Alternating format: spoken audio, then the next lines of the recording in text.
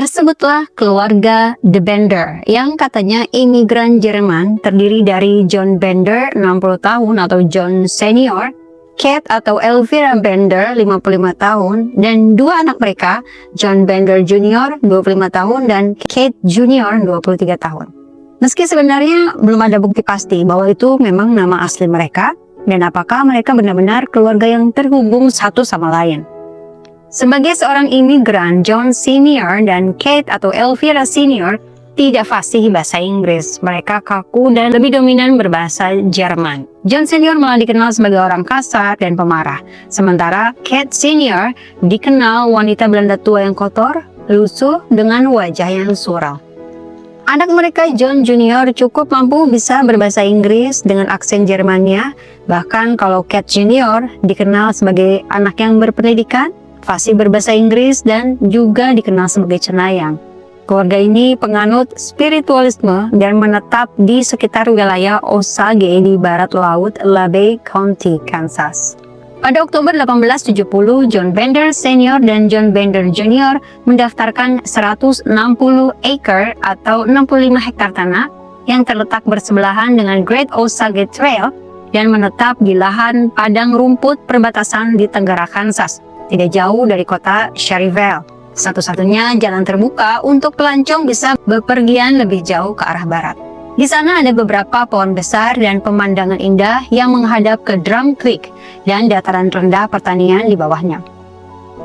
Di lahan itu, John Junior dan John Senior membangun pondok, lumbung dengan kandang ternak dan juga sumur. Istri dan anak kemudian menyusui mereka di musim gugur pada 1871 dan bercocok tanam apel di sebelah utara pondok. Di pondok itu mereka punya ruangan yang dibagi dua dengan penutup kanvas. Untuk bertahan hidup, mereka menjual barang-barang kering di bagian belakang. Sementara di bagian depan adalah tempat penginapan yang mereka bangun untuk para pelancong beristirahat, menginap, dan makan. Long story short, pada Mei 1871, tiba-tiba warga dikagetkan dengan penemuan jasad pria bernama Jones di Drum Creek. Kondisinya mengenaskan, tidak usah saya sebutkan di sini ya. Penemuan jasad kemudian kembali terjadi di Februari 1872. Kali ini ada dua jasad pria dengan kondisi yang sama mengenaskannya seperti Jones.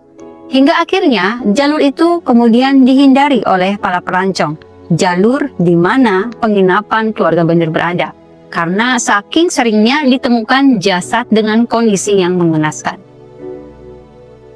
Pada tanggal 28 Maret 1873, seorang pria bernama Colonel York mencari saudaranya yang bernama Dr. William Henry York.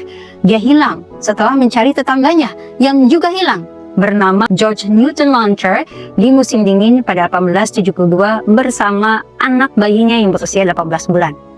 Kolonel York benar-benar serius mencari saudaranya. Dia sampai mengumpulkan 50 orang untuk menanyai pelancong. Hingga pada 28 Maret 1873, Kolonel York dan temannya tiba di penginapan The Benders. Dia sempat nanya pada keluarga The Benders, apakah ada saudaranya yang bernama William Henry York menginap. Tapi tahu nggak keluarga The Bender bilang apa? Dia bilang, ya, William York memang menginap di tempat mereka, tapi tidak tahu lagi kabarnya. Kemungkinan William York bermasalah dengan orang Indian. Keluarga Bender memfitnah suku Indian agar dia tidak dicurigai. Reputasi keluarga Bender sebenarnya sudah mulai rusak. Mereka suka mengancam para pelancong yang menginap dengan sajam, dan beberapa ada yang berhasil kabur kemudian melapor. Tapi kalau ditanyai oleh para aparat, keluarga The Bender selalu menyangkal. Kate Junior malah pernah merayu Kolonel York untuk datang sendiri ke penginapan dan janji bakal meramal di mana keberadaan adiknya, yaitu Dr. William Henry York.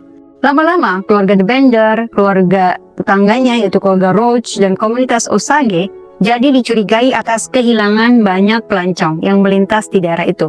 Karena banyaknya orang yang hilang, pejabat kota Osage akhirnya sepakat untuk menyelidiki daerah Drum Creek dan Big Hill Creek.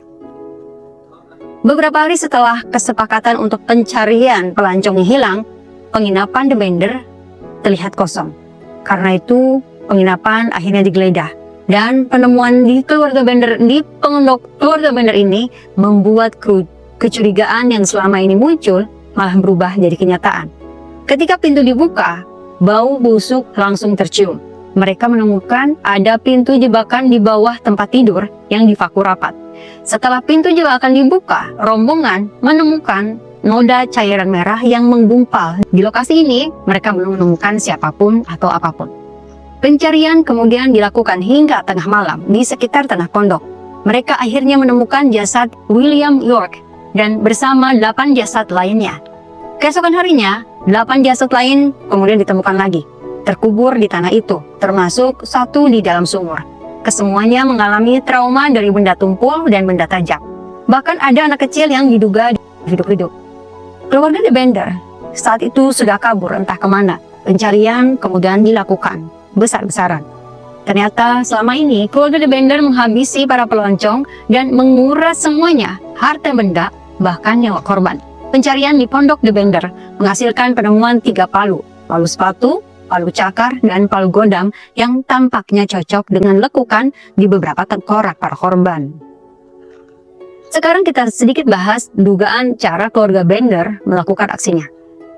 Keluarga Bender akan menyambut para tamu yang datang untuk menginap. Penginapan satu-satunya itu. Dan mereka akan mempersilahkan para tamu untuk duduk di kursi kehormatan di dekat meja yang terletak di atas pintu jebakan menuju ruang bawah tanah. Sementara itu, di balik tirai, John Junior sudah bersiap dengan palunya. Dan ketika Kate Junior berhasil mengalihkan perhatian tamu, John Junior mengayunkan palu itu ke kepala para korban. Sementara Kate Senior memastikan kematian para tamu dengan menggigit leher mereka. Dugaan ini diperkuat oleh kesaksian para korban yang berhasil kabur, karena mereka bisa melihat keganjilan dari keluarga Bender dan para stafnya. Seperti mereka menyembunyikan palu dan melihat noda bercak merah di area penginapan. Semua itu terlihat sangat aneh dan menakutkan, sehingga mereka memutuskan untuk kabur dan meninggalkan penginapan. Keluarga Bender kemudian menjual barang curian seperti kuda, pelana, pakaian, dan barang-barang lain dengan dalih kepada pembeli bahwa orang yang menginap tidak mampu membayar dan membayarnya dengan barang-barang mereka. Sayangnya hingga kini kejahatan yang dilakukan oleh keluarga Bender ini tidak pernah menemui ujungnya. Lokasi pondok juga sudah hangus rata dengan tanah dibakar warga yang mengamuk. Barang-barang juga sudah dirampas oleh para kolektor.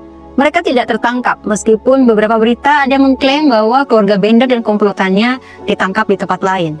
Nasib keluarga tersebut tidak diketahui dengan berbagai teori mulai dari hukuman tanpa pengadilan hingga melarikan diri. Banyak cerita rakyat dan legenda yang mengelilingi keluarga Bender, sehingga sulit untuk memisahkan antara fiksi atau fakta. Itulah keluarga Bender, dari yang mendaftarkan tanah gratis, malah mendirikan pondok jebakan buat pelancong yang ingin beristirahat. Balik lagi ke video simak nanti, jangan lupa like, komen, dan subscribe.